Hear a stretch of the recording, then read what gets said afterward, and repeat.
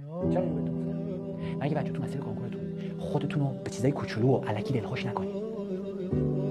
دنبال ریواردهای کوچولو نباشید. بگرد دنبال پانیشمنت بزرگتری که پشت سرت وایساده. شما اومدید تو مسیر کنکور تا در نهایت یه نتیجه خوب بگیرید، تا در نهایت یه اتفاق خوب براتون رقم بخوره. نیومدی تو مسیر کنکور که بخوای حالا جایزه نمیدونم فلان سوال منو بگیری و نمیدونم حالا مامان و بابام چی بهم میگه. ببین مامان بابا بعد از کنکور تو نهایتا 2 ماه 3 ماه 4 ماه خوشحالن پوز رو به بقیه میدن. اصلا بعدش بری بابات بپرسی من چی میخونم میبینی تو فکر بابا کنه تا یادش بیاد.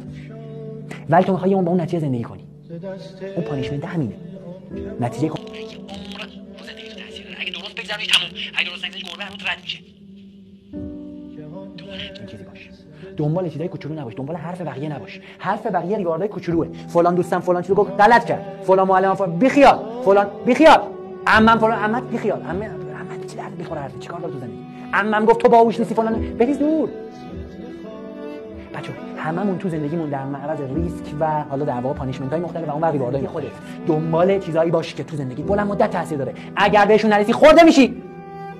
غذای میره بیرون یه جای دیگه غذا پیدا می‌کنه میخوره دیگه. ولی اگه خوردش تمومه. گربه هم که واسه پشت این شیشه یه ساعت وای میسه دید نمیرسه به موشه میره. ولی اگه یه سگی گذاشت دنبالش انقدر میدوه تا بیهوش بشه. وای نمیسه. تو مسیر کنکورت وای نسا.